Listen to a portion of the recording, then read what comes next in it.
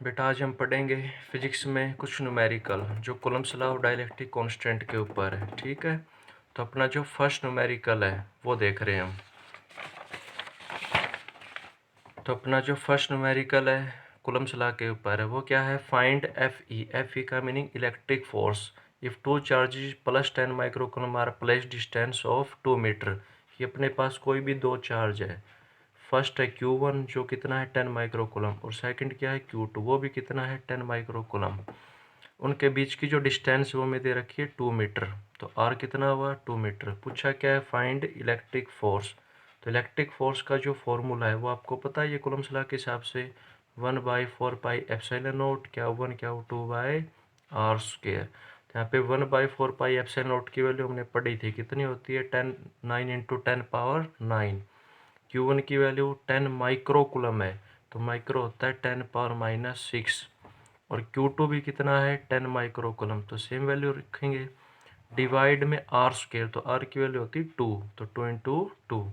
तो जब इसको सोल्व कर लेंगे तो ये आ जाएगा 9 × ये हुआ 10⁻⁻5, ये भी 10⁻⁻5, तो 10⁻⁻10, 10⁻⁻10 में से 10⁻9 जाएगा तो 10⁻⁻1 डिवाइड में 4, तो ये आ जाएगा 2.25 जब इसको डिवाइड करेंगे। ठीक है, 2.25 × 10⁻⁻1 न्यूटन, तो ये अपना आंसर होगा।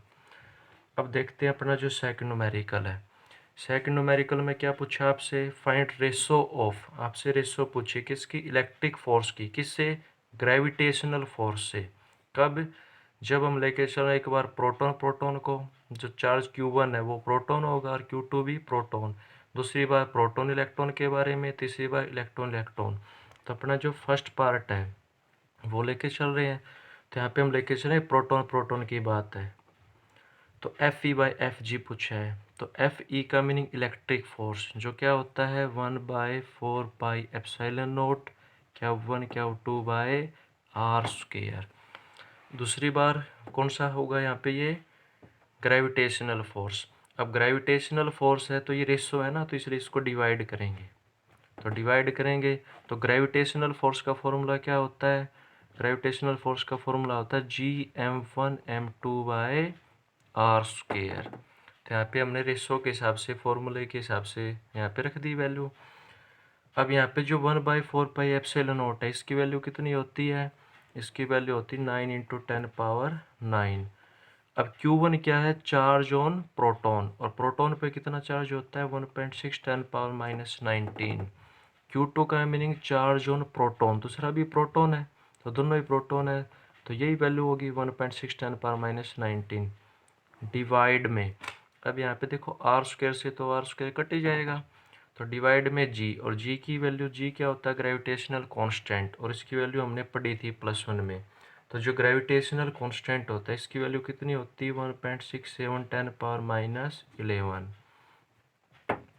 अब यहाँ पे जो ग्रेविटेशनल कांस्टेंट है इसकी वैल्यू हमने रख दी 1.67 10⁻11। अब मास m1 m2, m1 किसका मास होगा, प्रोटॉन का, और प्रोटॉन पे मास कितना होता है, प्रोटॉन पे मास होता है 1.67 10⁻27। दूसरा भी प्रोटॉन है तो 1.67 10⁻27। तो इस तरह से हमने इसकी वैल्यू पुट कर दी। जब इसको हम सोल्व करके देखेंगे तो जो अपना रिजल्ट है वो आ जाएगा 10⁻36। तो जब ये सोल्व करके देखोगे ना आप, तो इसका मीनिंग जो इलेक्ट्रोस्टैटिक फोर्स है डिवाइड में जो ग्रेविटेशनल फोर्स है उसकी रेशो कितनी आती है 10⁻36। यानी जो इलेक्ट्रोस्टैटिक फोर्स है वो ग्रेविटेशनल फोर्स से कितना टाइम्स होता है 10⁻36 टाइम्स होता है। तो इसलिए इलेक्ट्रोस्टैटिक जो फोर्स है वो ग्रेटर होता है किससे, ग्रेविटेशनल फोर्स से। ठीक है बच्चों, अब जो अपना सेकंड पार्ट है वो किसके लिए, प्रोटॉन और इलेक्ट्रॉन के लिए। तो यहाँ पे देखो प्रोटॉन का चार्ज तो यही लोगे सेम, और जो इलेक्ट्रॉन है इलेक्ट्रॉन का चार्ज लेके चलोगे तो यहाँ पे बस माइनस आ जाएगा, आगे सिर्फ माइनस आ जाएगा। नीचे क्या होगा m1, m1 क्या होगा प्रोटॉन का मास, और प्रोटॉन का मास तो यही लेके चलोगे। दूसरी बार क्या होगा m2, m2 क्या होगा इलेक्ट्रॉन का मास, तो यहाँ पे ये जो वैल्यू है ना इलेक्ट्रॉन का मास होगा, तो यहाँ पे इसकी जगह आ जाएगा 9.1 10⁻31, सिर्फ ये चेंज होगा।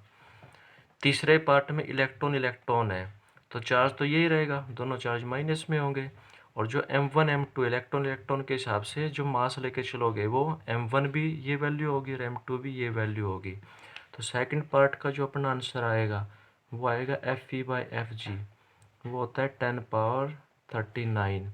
और थर्ड पार्ट का जो अपना आंसर आएगा वो आएगा Fe/Fg 10^42। ये आप अपने आप से सोल्व करके देखोगे तो रिजल्ट आ जाता है अपना। तो ये था अपना सेकंड न्यूमेरिकल। अब करते हैं थर्ड न्यूमेरिकल, जो इम्पोर्टेंट है, एग्जाम में पूछा जाता है। अब अपना जो थर्ड न्यूमेरिकल है देखो वो क्या है। अपना थर्ड न्यूमेरिकल है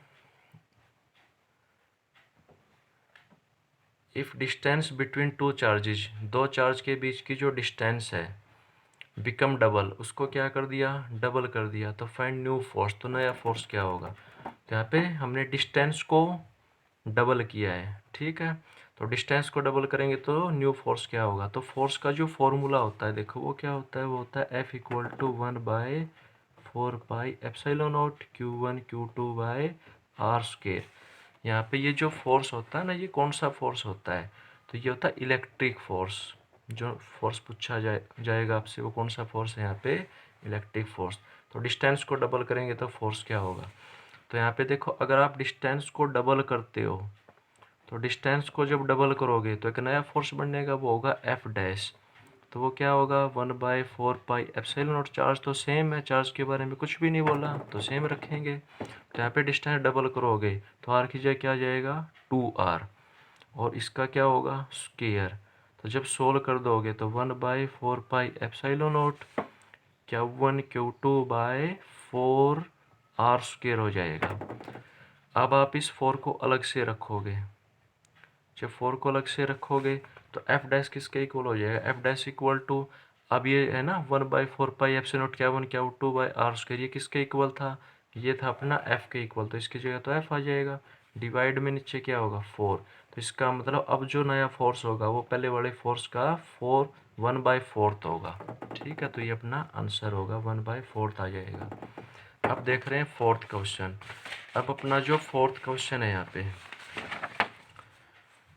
वो देख रहे हैं। फोर्थ क्वेश्चन क्या है अपना कि distance between two charges become half. अब हमने डिस्टेंस को क्या कर दिया, हाफ कर दिया, तो नया फोर्स क्या होगा। तो जब डिस्टेंस को हाफ किया है तो फोर्स का फॉर्मूला होता है 1/4πε0 Q1 Q2/r²। अब डिस्टेंस को हाफ करोगे तो यहाँ पे जो नया फोर्स है F' वो क्या होगा, वो होगा 1/4πε0 Q1 Q2/ डिस्टेंस हाफ होगी तो r/2, और इसका क्या होगा स्क्वायर। जब इसको सोल्व कर लेंगे तो 1/4πε0 Q1 Q2/r² डिवाइड बाय 4, और वो जो 4 होगा वो थर्ड टर्म है तो पलट के ऊपर चली जाएगी वो, ठीक है। और ये अपना जो वैल्यू होती है किसकी होती है, होती है जो पहले फोर्स है यानी F की। तो F' क्या बन जाएगा, ये बन जाएगा 4 इंटू में F। इसका मतलब अब जो फोर्स होगा वो क्या होगा, पहले से 4 गुना हो जाएगा। तो जब हमने डिस्टेंस को डबल किया था तो फोर्स 1/4 हो जाएगा, और जब डिस्टेंस को हाफ करेंगे तो फोर्स 4 टाइम्स हो जाएगा, क्योंकि जो डिस्टेंस और फोर्स है वो एक दूसरे के इन्वर्सली होता है, ठीक है। अब कर रहे हैं अपना फिफ्थ न्यूमेरिकल।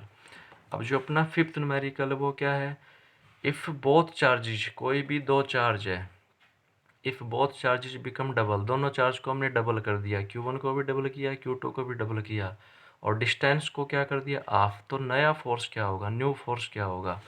तो यहाँ पे चार्ज को भी डबल किया है और डिस्टेंस को क्या किया है, हाफ किया है, ठीक है। तो फिफ्थ न्यूमेरिकल में जैसे जो चार्ज है उसको हमने डबल कर दिया, तो डबल करेंगे तो क्या हो जाएगा 2Q1, और सेकंड वाला भी क्या किया है डबल किया तो 2Q2, दोनों चार्ज को डबल किया और डिस्टेंस को क्या कर दिया, डिस्टेंस को हाफ कर दिया, तो डिस्टेंस क्या हो जाएगी r/2। तो न्यू फोर्स क्या होगा, तो न्यू फोर्स क्या होगा।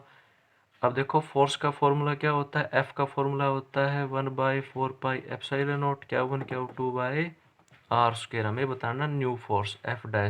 तो ये हो जाएगा 1/4πε0।